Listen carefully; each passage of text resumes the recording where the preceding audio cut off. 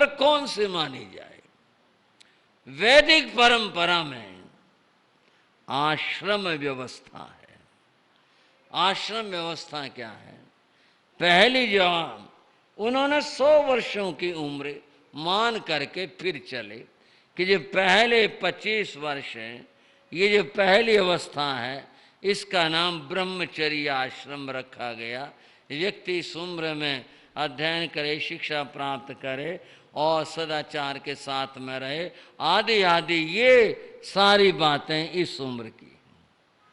25 से 50 के बाद कही, उसका नाम रखा गृहस्थ आश्रम।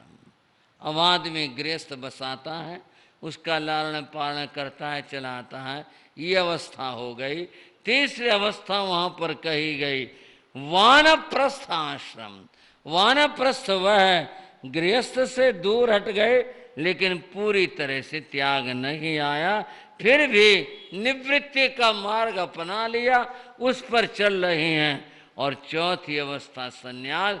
आदमी ने सब कुछ छोड़ दिया, सन्यास ग्रहण कर लिया, अब तो परमात्मा को याद करते हैं, सब बातें छोड़ दी, यूं अपना जीवन बिताया। ये 4 अवस्थाएं वैदिक धर्म के चिंतन की।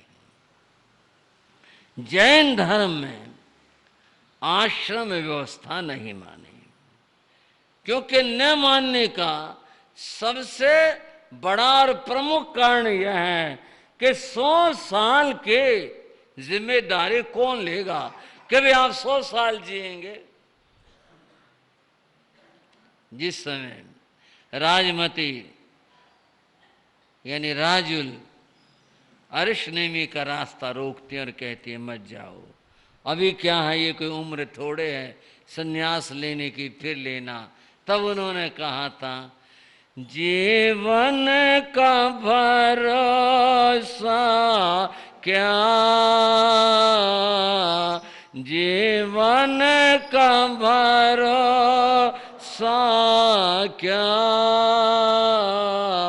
मौत तो सिर डोले हो जाए कब जाना, मौत तो सिर डोले हो जाए कब जाना, प्रभु ने में बता जाना,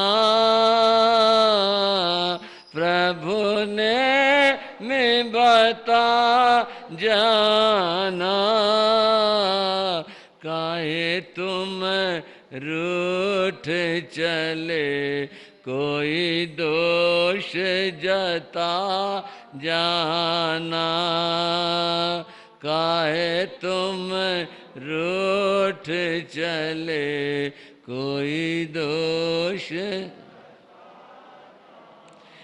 नहीं, दोष तुम्हारा है,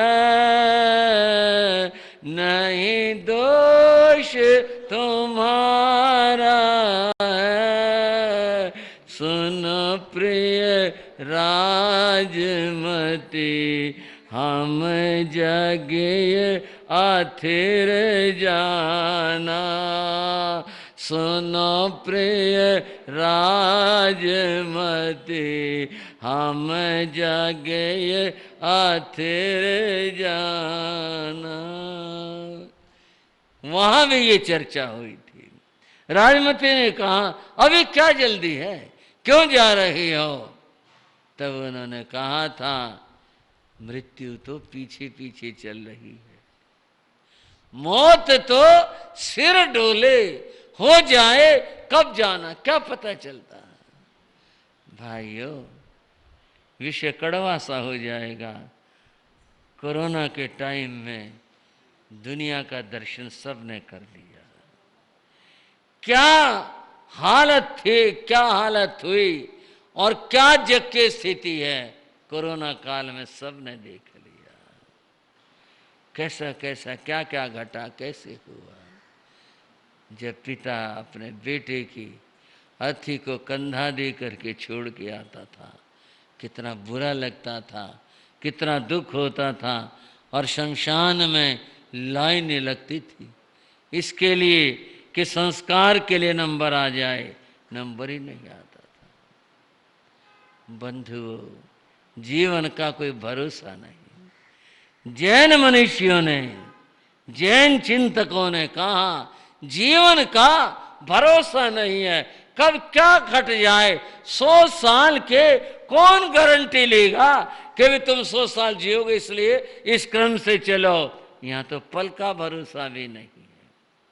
तब फिर उन्होंने ये कहा, जब बोध हो जाए, जब ज्ञान हो जाए, उसी समय बोध होते ही व्यक्ति को कल्याण के मार्ग के ऊपर चल देना चाहिए। ये बोध चाहे बचपन में प्राप्त हो जाए, चाहे युवावस्था में प्राप्त हो जाए, और चाहे वृद्धावस्था में प्राप्त हो जाए।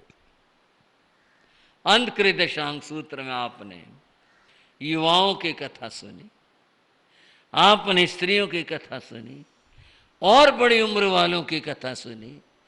इसमें कितनी अद्भुत अद्भुत कथाएं हैं।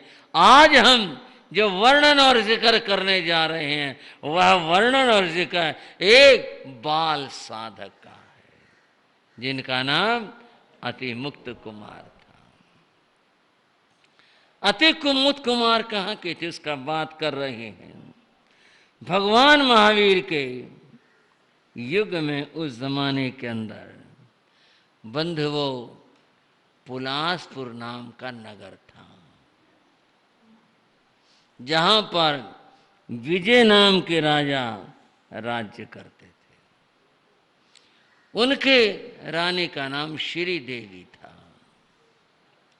उनका एकमात्र इकलौता एक ही बेटा था, उसका नाम अति मुक्त कुमार था।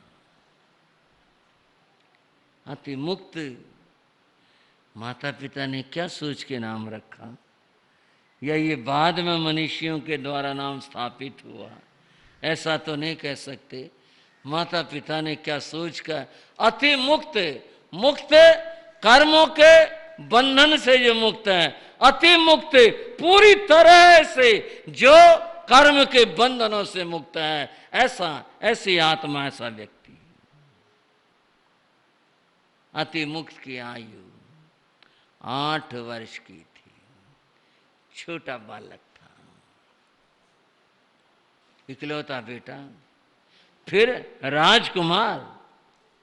सोच सकते हैं किसी प्रकार के सुख की कोई कमी नहीं होगी। चारों ओर सुख साधन बिखरे पड़े थे।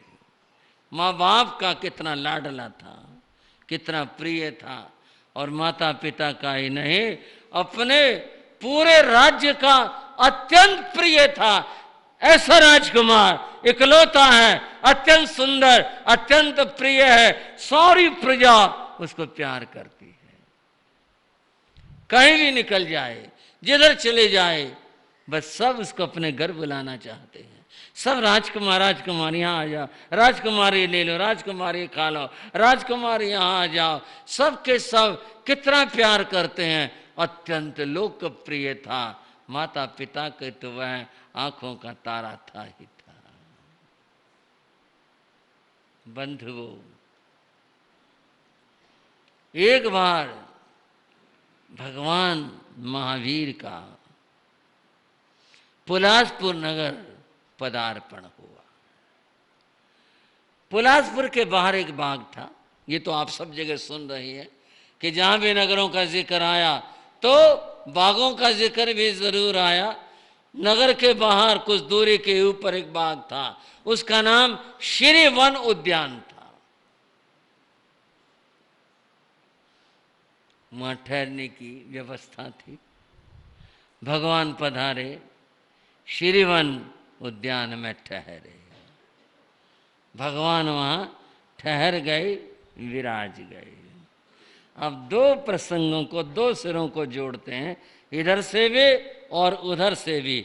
अब इधर से आते हैं, पहले राजमहल की, राज परिवार की और राजकुमार की, और इधर आते हैं। एक दिन राजकुमार तैयार हुआ। जैसे बच्चे, माँ बाप सब ध्यान रखते हैं बच्चे का, सुबह का समय अपने नहाना, श्रृंगार, नए कपड़े धारण करना, सब नाश्ता भी कर लिया, काम सारे के सारे कर लिए, हो गए। इसके बाद में मैं नहीं कहता इस बात को कि शिक्षा की व्यवस्था नहीं थी, वो भी थी। उस दिन हो सकता है छुट्टी रही हो, उस दिन क्या बात रही हो, लेकिन उस दिन का जिक्र यह है कि राजकुमार इन सब कार्यों से निवृत्त होकर माँ से बोला, माँ मैं खेलने जा रहा हूं। अच्छा बेटा। राजकुमार के बहुत सारे साथी थे, छोटे भी बड़े भी, उसके हम उम्र भी अनेक साथी थे। नाम भी आए यहाँ पर, बच्चों के नाम ने ये आया, कुमार कुमारियाँ, इस तरह जो बाल बालिकाएं थे, वे जो उसके साथी थे, वे सब के सब राजकुमार के साथ आ जाते हैं। और ये सारे मिल करके बंधुओं, एक स्थान था, जैसे आजकल टोटलोट होते हैं ना, टोटलोटी कहते हैं उनको, जहाँ बच्चे खेलते हैं, झूले लगे होते हैं, बच्चों का स्थान होता है। ऐसा ही एक स्थान था, उसका नाम इंद्रठान है, इंद्र स्थान आया शास्त्र में। उस बागीचे का, उस पार्क का नाम इंद्र स्थान था, जहाँ बच्चे खेला करते थे। ये सारे बच्चे खेलते हुए वहां आ गए इंद्र स्थान में, और यहाँ आकर के सब खेलने लगे, कंदुक गेंद से खेलने लगे। एक ये उछाल रहा, वो उछाल रहा, वो मार रहा, वो फेंक रहा है, बच्चे हैं सारे खेलने लग रहे हैं। और मैं राजकुमार हूँ, ये राजकुमार नहीं, ऐसे ही हैं, ऐसा कोई भाव उस बालक के मन में नहीं था। वह तो सबको अत्यंत प्रेम करता था, अपने सारे साथियों से मिलकर के सबके साथ में खेल रहा था। बच्चों की अपनी दुनिया होती है उस समय, और उन्हें कुछ नहीं सोचता, अपने खेल में मस्त है। यहां तक ये बात है। बच्चे इंद्र स्थान में खेल रहे थे, राजकुमार अति मुक्त उनके साथ में खेल रहा था। दूसरी ओर चलते हैं, श्री वन उद्यान में, जहां पर भगवान ठहरे हुए थे। भगवान के दर्शनों के लिए देवलोकों से, स्वर्गों से देवी और देवता आते थे, प्रभु वंदना की, चले गए, देशना भी होती थी, सब चले गए। भगवान वहाँ पर विराजमान थे। उस श्री वन उद्यान के अंदर अनेक संत भगवान के चरणों में थे, और इन सब के साथ में भगवान के ज्येष्ठ शिष्य इंद्रभूति गौतम, जो सदैव भगवान के साथ रहते थे। इंद्रभूति गौतम का परिचय यह है कि वे बेले बेले तप करते थे। क्या करते थे भाइयों? बेले बेले 2 दिन का उपवास, तीसरे दिन पारना। गौतम स्वामी के बारे में हम यानी जैन समुदाय के लोग काफ़ी कुछ जानते हैं, और एक बात तो खास ही जानते हैं उनके बारे में कि वो लब्धियों से संपन्न थे। अंगुष्ठे अमृत बसे लब्धि तना भंडार, जे गुरु गौतम सुमरिये वांछित फल दाता। सब ये सोचते हैं इच्छाओं को जो पूरा कर दे वो तो हमेशा याद रहता ही है। लेकिन गौतम स्वामी का वर्णन बंधुओं भगवती सूत्र में आया। कहां पर आया और कैसे आया, आपको पता चलेगा गौतम स्वामी कैसे थे और कितने अद्भुत थे। मैं सूत्र पाठ आपको सुना रहा हूं, हाथ जोड़ करके सुनेंगे। सूत्र पाठ है यह, गौतम स्वामी का वर्णन कैसे हुआ। तीर्णं कालेणं तेणं समयणं समणस्य भगवो महावीरस्य जेठे अन्तेवासे इन्द्रभूयि नामणगारे गोयम गोत्रीणम सत्तुसे समचौरं संठान संठिये वज्र ऋषे नाराय संघयन कनकपुलक निघस पम गौरे उग्गतवे दित्ततवे तत्तवे घोरतवे महातवे उराले घोर गुणे घोर तवसी घोर बंभचेरवासी उच्छूड़ शरीरे संखित विउलते उले से चट्टं चट्टेणं अणेखितेणं तवो कम्मेणं संयमेणं तव सा अपाणं भावे माणे विहरये। उस समय में, उस काल में, कब? जब भगवान महावीर इस धरा को पावन कर रहे थे, उस समय की बात। श्रमण भगवान महावीर के जेठे अंतेवासी सबसे बड़े शिष्य कौन थे? हाँ जी, सबसे बड़े शिष्य जेठे अंतेवासी इंद्रभूति नाम अणगारे, इंद्रभूति गौतम जिनका नाम था। अणगारे ऐसे वे मुनि, गोयम गोत्रीणम गौतम जिनका गोत्र था, सत्तु से जो शरीर परिमाप से ऊंचे थे, समचौरंस संठान संठिये उनका शरीर इतना संतुलित था कि जो अंग उपांग जैसा होना चाहिए सुंदरतम व्यक्ति का, वैसा उनका शरीर था। वज्र ऋषभ नाराय संगणे, उनका शरीर वज्र ऋषभ नाराज संगनन वज्र जैसा जिनका शरीर था।